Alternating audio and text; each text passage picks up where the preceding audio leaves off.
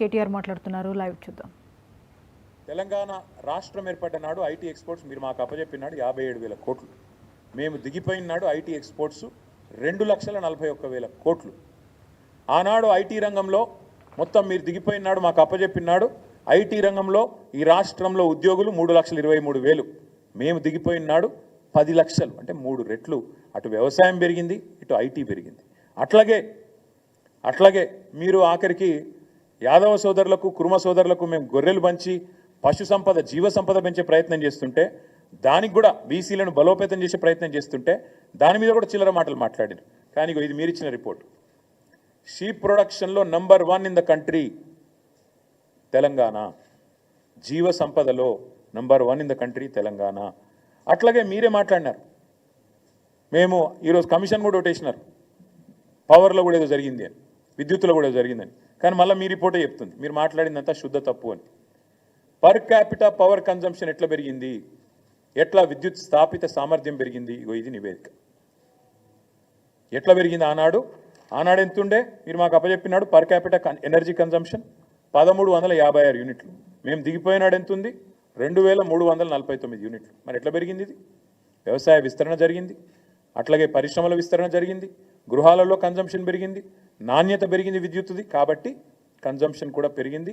ఇవన్నీ కూడా మీ రిపోర్టే చెప్తా ఉంది. ఇంకొక 2 మాటలు మాత్రం మీకు చెప్తాను నేను.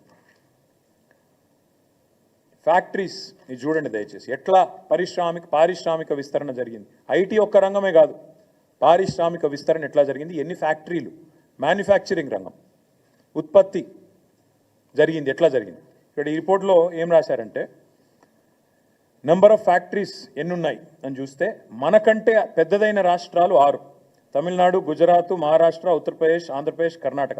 వాళ్ళ తర్వాత మన స్థానం, నెక్స్ట్ మనమే. అంటే వీళ్ళకి మనకంటే జనాభాలో, సైజులో, భౌగోళికంగా చాలా పెద్ద రాష్ట్రాలు. కానీ మీ రిపోర్ట్ చెప్తున్నది తెలంగాణలో పారిశ్రామిక విస్తరణ కూడా అద్భుతంగా జరిగింది.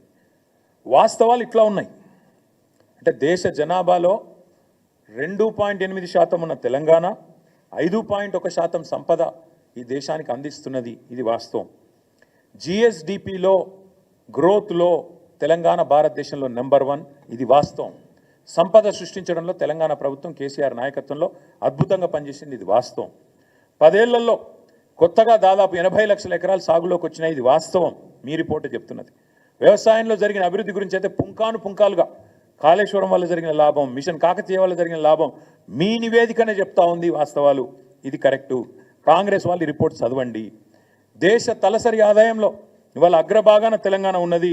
1,84,000 నుంచి 3,56,000 జాతీయ సగటు కంటే డబల్ ఉన్నది అని మీ నివేదికనే చెప్పిన మాట వాస్తవం. మోదీ గారు తలకిందులు తపస్సు చేసినా, రాహుల్ గాంధీ గారు మరొక 100 జోడో యాత్రలు చేసినా ఇది సాధించలేరు అనేది కూడా వాస్తవం. అట్లాగే తెలంగాణలో గత 10 సంవత్సరాలుగా కేసీఆర్ గారు అకుంఠిత దీక్షతో, మొక్కవోని పట్టుదలతో ఒక అభివృద్ధి యజ్ఞం చేసినారు, ఇది కూడా వాస్తవం అని మీ నివేదికనే చెప్తా ఉంది. అట్లాగే 2014-15లో 5 లక్షల కోట్లున్న రాష్ట్ర సంపద ఇవాళ 15 లక్షల కోట్లు అయిందని మీ నివేదికనే కుండబద్దలు కొడుతున్నది, ఇది కూడా వాస్తవం. 10 ఏళ్ల కిందట ధాన్యం ఉత్పత్తి 68 లక్షల టన్నులుంటే ఈరోజు 2.60 లక్షల కోట్లు, అంటే 260 లక్షల టన్నులుగా పెరిగింది అని మీ నివేదికనే చెప్తున్నది, ఇది వాస్తవం. పాల ఉత్పత్తి అది కూడా మీ నివేదికనే చెప్తున్నది. 42 లక్షల టన్నుల నుంచి 57 లక్షలు పెరిగిందనేది కూడా మీ నివేదికనే చెప్తా ఉన్నది. మాంసం ఉత్పత్తి 5 లక్షల టన్నుల నుంచి 10 లక్షల టన్నులు డబల్ అయింది, అది మీ నివేదికనే చెప్తుంది. గొర్రెల ఉత్పత్తిలో, జీవ సంపదలో నెంబర్ 1 భారతదేశంలో తెలంగాణ, అది మీ నివేదికనే చెప్తున్నది. ఇన్లాండ్ ఫిషరీస్లో భారతదేశంలో నెంబర్ 1 తెలంగాణ, అది కూడా మీ నివేదికనే చెప్తా ఉన్నది. ఇట్లా అన్ని రంగాలలో సర్వతోముఖాభివృద్ధి సాధించింది తెలంగాణ, ఇది వాస్తవం. ఇంకా ఒక మాటలో చెప్పాలి అంటే accidental chief minister Revanth Reddy గారు అడ్డిమారి గుడిదెబ్బలు అయినవు, ఇప్పటికైనా ఈ సొల్లు బంజి, ఇప్పటికైనా తెల్లారలేస్తే కేసీఆర్ని తిట్టుడు, రంకలేసుడు, బూతులు మాట్లాడుడు, దివాలాకోరు మాటలు మాట్లాడుడు, తెలంగాణను శపించుడు, తెలంగాణను తెల్లారలేస్తే దూషించుడు బంజే అని చెప్తా ఉన్నాం. నేను ఊరికేనే అనట్లేదు, ఏదో దుగ్ధతో మాట్లాడట్లేదు. తెలంగాణను ఎవరు తిట్టినా, తెలంగాణను ఎవరు దూషించినా, తెలంగాణను ఎవరు కించపరిచినా ఇదే పద్ధతిలో జవాబిస్తాం. ఎందుకంటే నువ్వు సిగ్గులేనోడివి కాబట్టి, మూర్ఖుడివి కాబట్టే తెలంగాణను ఒక క్యాన్సర్ రోగితో పోల్చినావు. తెలంగాణ ఒక వ్యాధిగ్రస్తమైన రాష్ట్రంగా మాట్లాడినావు. అందుకే నేను అంటున్నాను, నువ్వు మూర్ఖుడివి, చదువుకో. నీ సొంత సహచరుడు, నీ ఉప ముఖ్యమంత్రి, నీ డెప్యూటీ ఇచ్చిన నివేదిక చదువుకో, సిగ్గు తెచ్చుకో, బుద్ధి తెచ్చుకో అని చెప్తా ఉన్నా. ఇంకొక మాట కూడా నేను చెప్తా ఉన్నా. మరి మేమేమో ఇంత పని చేసినాం, నువ్వేం పని చేసినావు ఈ సంవత్సరంలో? అది కూడా చెప్తా. ఏం చేసినావంటే ఈ సంవత్సరంలో ఈ సన్నాసి చేసిన పని, ఇగో ఇది కూడా వాళ్ళ నివేదికనే, మాది కాదు. ఈ సన్నాసి చేసిన పని ఆయన ఉప ముఖ్యమంత్రి గారు బయటపెట్టారు. ఇగో మేము దిగిపోయే నాడున్న రేషన్ కార్డుల సంఖ్య 89,97,000, అంటే దగ్గర దగ్గర 90 లక్షలు. 89,97,000 అని ఆయనే చెప్పిండు మేము దిగిపోయినాడు. మరి కొత్తగా వీళ్ళు ఏమని ఇచ్చిండ్రా? యాజ్ ఆన్ ఆయన చెప్పిన లెక్క 31st 8 2024, ఇంకా తర్వాత ఎన్ని కట్ చేసిరో తెలియదు, దాదాపు 1,00,000 కార్డులు తొలగించినామని చెప్పిండు ఆయన. కొత్త ఇయ్యలే, ఉన్నాయి కట్ చేసిరు. ఇది నేను చెప్పలే, నిన్న బట్టి విక్రమార్కి ఇచ్చిన రిపోర్ట్ ఇది. ఇగో ఈ సన్నాసి చేసిన పరిస్థితి ఏంటంటే, ఇగో 1,00,000 రేషన్ కార్డు, 1,00,000 పైచీలకు రేషన్ కార్డులు తొలగించిండు.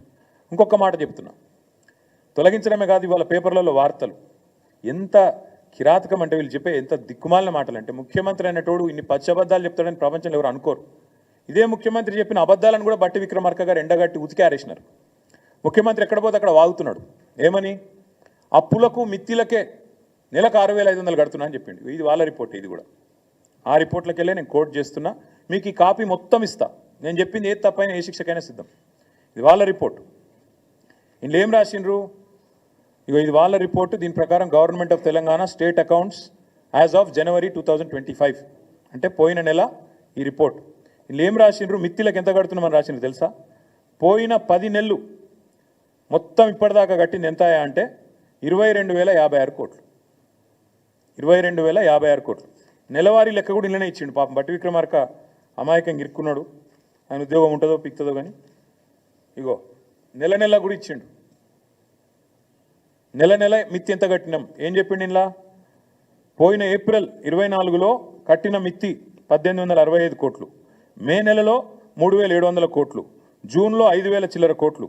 ఇట్లా ఓవరాల్గా మన్నించాలి, ఏప్రిల్లో 1,865, మేలో 1,864, జూన్లో 2,200, జూలైలో 2,200, ఆగస్టులో 2,304 కోట్లు, సెప్టెంబర్లో 2,689 కోట్లు, అక్టోబర్లో 1,965, నవంబర్లో 1,928, డిసెంబర్లో 2,475, జనవరిలో 2,499, మొత్తం కలిపి 10 నెలలకు గాను కట్టింది పోయిన ఏప్రిల్ నుంచి మొన్న జనవరి దాకా 22,000 కోట్లు, అంటే నెలకు 2,200 కోట్లు. మరి 6,500 కోట్లు అని చెప్పిన బోగస్ ముఖ్యమంత్రి సిగ్గు లేకుండా నెలకు 4,300 కోట్లు అదనంగా కడుతున్నా అంటే ఏడబోతున్నాయి అవన్నీ? టకీమని రైతుల ఖాతాలను అయితే పడతలేవు, టకీమని తులం బంగారం అయితే వస్తలేదు. మరి టకీమని రాహుల్ గాంధీ ఖాతాలో పడుతున్నాయో ఢిల్లీలో చూడాలి. గింత అబద్ధాలు, గింత పచ్చి అబద్ధాలు, గింత దిగజారుడు బజారు భాష ముఖ్యమంత్రి మాట్లాడుతూ